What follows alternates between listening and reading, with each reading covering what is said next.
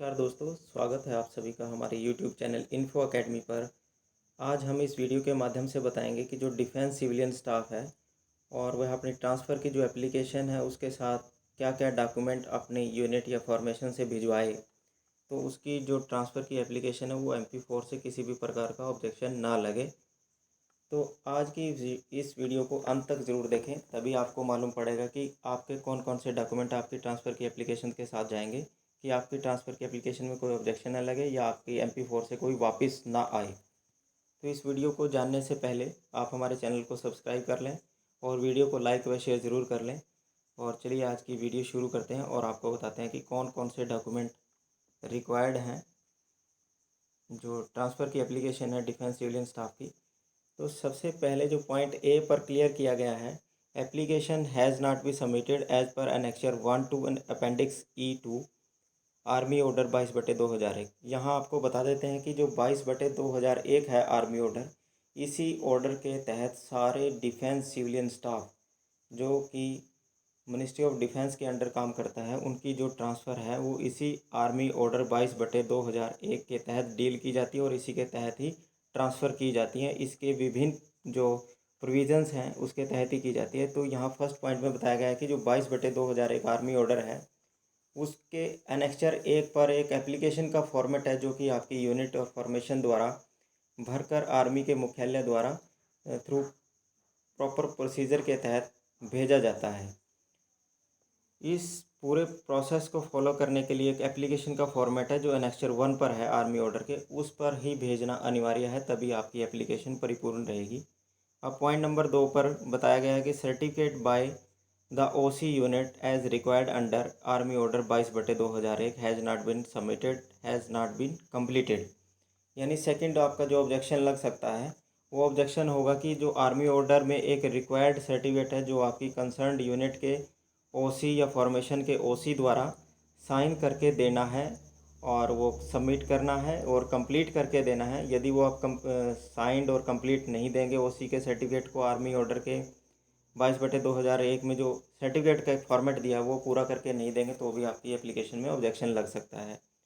तीसरे ऑब्जेक्शन की बात करें, at per as para number 3 of OC unit certificate instead of giving PEWE detail of the unit under which the said post is authorized NAC appointment order detail is mentioned. यानी जो ये army order के अंदर जो OC unit का एक certificate है जो कि आपकी एप्लीकेशन के साथ लगेगा, यदि उस एप्लीकेशन में आपकी जो पोस्ट, जिस पोस्ट पर आप कार्य कर रहे हैं, उस पोस्ट का ऑथराइजेशन लेटर या NAC अपॉइंटमेंट ऑर्डर की कॉपी या उसका नंबर नहीं लिखा जाएगा, तो भी आपका ये ऑब्जेक्शन आ जाएगा और आपकी एप्लीकेशन वापस आने की पूरी संभावना रहेगी। इसलिए इस बात का ध्यान रखें कि ये भी साथ जाए आपकी एप्लीकेशन के साथ। पॉइंट नंबर डी की बात करें, the applicant is holding promotional post and unwillingness to accept lower post on posting reference column number 15 of annexure 1 to appendix E.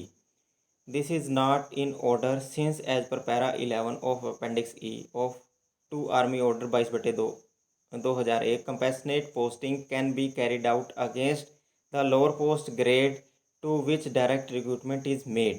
यानी इस ऑब्जेक्शन का अगर हम हिंदी में बताएं आपको, कि यदि कोई कर्मचारी वो प्रमोशनल पोस्ट पर है और काम कर रहा है और एप्लीकेशन ट्रांसफ़र के लिए देता है, सपोज़ करो कोई MTS से LDC प्रमोट हुआ और LDC से UDC प्रमोट हुआ है, तो कर्मचारी की आर्मी ऑर्डर 22/2001 के मुताबिक जो डिफेंस सिविलियन स्टाफ है उसकी जो ट्रांसफ़र है वह लोअर पोस्ट में होगी। यानी UDC प्रमोट हो रखा है तो LDC में ही उसकी जो ट्रांसफ़र होगी वो LDC की पोस्ट पर होगी। सपोज करो MTS से LDC प्रमोट हुआ तो उसकी लोअर फॉर्मेशन में यानी लोअर पोस्ट पर MTS पर ही उसकी ट्रांसफ़र होगी। इसलिए इसके साथ एक अनविलिंगनेस सर्टिफिकेट यदि आप नहीं लगाएंगे, विलिंगनेस सर्टिफिकेट आपने लगाना पड़ेगा कि आप लोअर पोस्ट पर पोस्टिंग करवाने के लिए विलिंगनेस हैं, तभी आपकी पोस्टिंग हो पाएगी। ये ऑब्जेक्शन भी आपका लग सकता है। इस ऑब्जेक्शन को ध्यान रखने के लिए, यदि कोई प्रमोशनल पोस्ट होल्ड कर रखी है आपने और आप पोस्टिंग करवाना चाहते हैं, तो उसके साथ एक विलिंगनेस सर्टिफिकेट आपका लगेगा उस विलिंगनेस सर्टिफिकेट में आप एक्सेप्ट करेंगे कि आप लोअर पोस्ट पर भी पोस्टिंग करवाना चाहते हैं, तभी आपकी कंपैशनेट ग्राउंड पर पोस्टिंग हो पाएगी। अब बात करते हैं ई पॉइंट की। As per army order 22/2001 individual are required to indicate only choice station and not choice unit. Choice unit is are mentioned by the applicant in Appendix E and in his personal application। Point ई में जो objection बताया गया है, as per army order 22/2001 22/2000 army order के मुताबिक individual choice के station, कोई 3 choice के स्टेशन दे सकता है। जब भी डिफेंस सिविलियन एम्प्लाई ट्रांसफ़र की एप्लीकेशन देता है तो उसके अंदर एक फॉर्मेट है आर्मी ऑर्डर में, उस फॉर्मेट में आप चॉइस के स्टेशन लिख सकते हैं।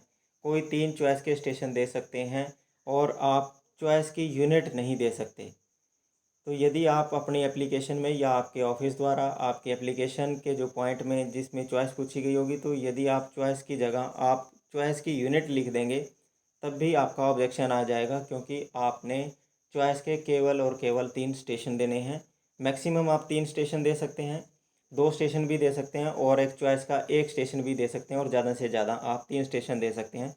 इस बात का भी आप खास ख्याल रखें कि आप चॉइस की जहां आपसे चॉइस पूछी गई उस स्टेशन में वहां आप चॉइस की यूनिट ना लिखें, वहां आप केवल और केवल स्टेशन लिखें। स्टेशन का नाम बताएं जहां आपने ट्रांसफ़र करवानी है। पॉइंट एफ की बात करें, इस ऑब्जेक्शन ये आपका ऑब्जेक्शन आ सकता है। There is no provision of lien as per existing government order rule.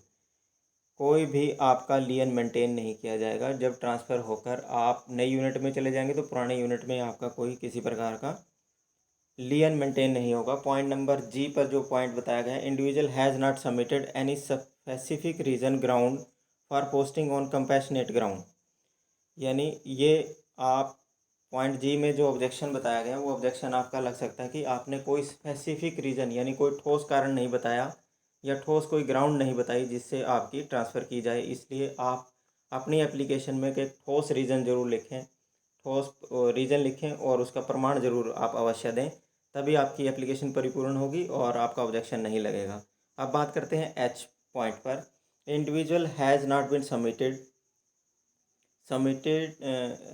individual has been posted to his present unit establishment on compassionate ground mutual basis void this letter number so and so and serving in present unit so and so, and as per para number 15 of army order 22/2001 further transfer from the station of choice posting will not be entertained except under special circumstances, and that too only after serving mandatory 3-year service in present establishment unit। यानी इस para में जो objection बताया गया है वो objection आपका इस प्रकार से लग सकता है कि यदि आपके ट्रांसफ़र एक बार कंपैशनेट ग्राउंड पर और चॉइस के स्टेशन पर हो जाती है, उसके बाद आप जो आर्मी ऑर्डर का जो पैरा नंबर 15 है उसके मुताबिक आप उस स्टेशन पर, जिस स्टेशन पर आपकी चॉइस की एक बार पोस्टिंग हो गई है और उस स्टेशन से आप दोबारा अन्य स्टेशन पर आप पोस्टिंग जाना चाहते हैं, तो आपकी सर्विस उस चॉइस के पोस्टिंग स्टेशन पर 3 साल की होना आवश्यक है। यानी आप उस चॉइस के स्टेशन पर एक बार पोस्टिंग लेने के बाद अन्य जगह पर पोस्टिंग पाने के लिए आपको वहाँ 3 साल की सर्विस करनी होगी, और आपकी 3 साल के दरमियान एप्लीकेशन जो ट्रांसफ़र की एप्लीकेशन वो फॉरवर्ड नहीं हो सकती। सिर्फ विशेष परिस्थितियों में ही आपकी ट्रांसफ़र की एप्लीकेशन फॉरवर्ड हो सकती है। अब बात करते हैं आई पॉइंट पर। As per existing instruction on the subject application the compassionate posting received either not recommended conditionally are submitted on file to competent authority for approval by this office. Not recommended conditionally application received by your letter under reference has not been approved by the competent authority। इस जो ये rules है, जो ये objection बताया गया है point I पर, इसके मुताबिक यदि आपकी यूनिट फॉर्मेशन एस्टेब्लिशमेंट आपकी एप्लीकेशन जो ट्रांसफ़र की एप्लीकेशन है डिफेंस सिविलियन एम्प्लाई की, वो नॉट रिकमेंडेड और रिकमेंडेड कंडीशनली कर आपके थ्रू प्रॉपर चैनल से MP4 शाखा को आर्मी मुख्यालय में भेज देती है, तो यदि उसमें आपका कोई ठोस रीज़न नहीं होगा तो आपकी एप्लीकेशन व कंपिटेंट अथॉरिटी यानी एडजुटेंट जनरल महोदय को वो प्रस्तुत करेंगे MP4 की जो शाखा है आर्मी मुख्यालय में, यदि वहाँ से परमिशन आपको मिल जाएगी तभी आपकी पोस्टिंग के लिए रजिस्ट्रेशन होगा, अदरवाइज़ नहीं होगा। तो इसलिए आप इस बात का ध्यान रखें कि आप अपनी एप्लीकेशन में ठोस रीज़न देंगे और प्रमाण के साथ देंगे, प्रमाण सहित देंगे।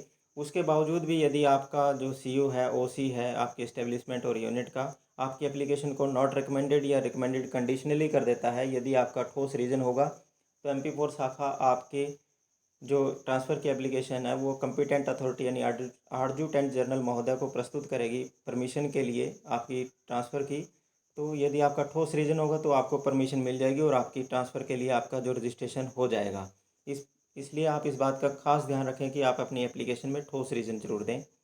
पॉइंट नंबर के पर जो पॉइंट बताया गया, personal application ink signed personal application has not been submitted by the individual. यहाँ ये सबसे महत्वपूर्ण पॉइंट है। आप जब अपने ओसी या सीओ को आप एप्लीकेशन देते हैं ट्रांसफ़र के लिए लिख के, और उस आपकी हैंड रिटन जो एप्लीकेशन है या टाइप राइटिंग से टाइप की हुई आपकी एप्लीकेशन है, जो आप इंडिविजुअल अपने ओसी को लिख के देता है, वो ink signed copy of individual personal application होती है। वह भी आपकी जो आर्मी ऑर्डर के मुताबिक, आर्मी ऑर्डर 22/2001 के मुताबिक जो फॉर्मेट है उसके साथ अवश्य अटैच होगी, संलग्न होगी। यदि आपकी पर्सनल जो इंक साइंड पर्सनल एप्लीकेशन है वो साथ में नहीं जाएगी तो भी आपका मामला MP4 शाखा से वापस आ सकता है। अब बात करते हैं जे पॉइंट पर, copy of supporting medical document have not been found enclosed. यदि आपका कोई डॉक्यूमेंट आप जो कंपैशनेट ग्राउंड के आधार पर आप पोस्टिंग पढ़ना चाहते हैं और आपकी एप्लीकेशन देते हैं, उसके साथ आप मेडिकल ग्राउंड पर कंपैशनेट ग्राउंड की आप एप्लीकेशन देते हैं, और आपके यदि मेडिकल ग्राउंड के जो कागज़ हैं जो आपके हॉस्पिटल ने जारी कर रखे हैं, वो भी आपकी जो ट्रांसफ़र की एप्लीकेशन है उसके साथ MP4 शाखा में आर्मी मुख्यालय में जाएंगे। यदि वो प्राप्त वहाँ नहीं जाएंगे, MP4 शाखा में प्राप्त नहीं होंगे, तो भी आपकी एप्लीकेशन में ऑब्जेक्शन लग सकता है और आपकी जो ट्रांसफ़र की एप्लीकेशन है वो वापस आ सकती है। इस प्रकार ध्यान रहे, ये जो सारे जो पॉइंट हमने क्लियर किए हैं, ये पॉइंट आपकी जो ट्रांसफ़र की एप्लीकेशन, आपकी यूनिट, आपकी फॉर्मेशन ज़रूर साथ में अवश्य अटैच करेगी, तभी आपकी जो ट्रांसफ़र संभव हो पाएगी। इस प्रकार इन सभी बातों का ध्यान रखते हुए आप अपनी यूनिट से जो भी आप अपने ट्रांसफ़र की एप्लीकेशन है, जो डिफेंस सिविलियन स्टाफ अपने ट्रांसफ़र की एप्लीकेशन फॉरवर्ड करें, वो सारे डॉक्यूमेंट ज़रूर लगवाएं। और इस प्रकार के जो ताज़ा अपडेट हैं डिफेंस सिविलियन स्टाफ से संबंधित, वो जानने के लिए हमारे चैनल को आप सब्सक्राइब कर लें और इस वीडियो को लाइक व शेयर ज़रूर करते रहें। धन्यवाद।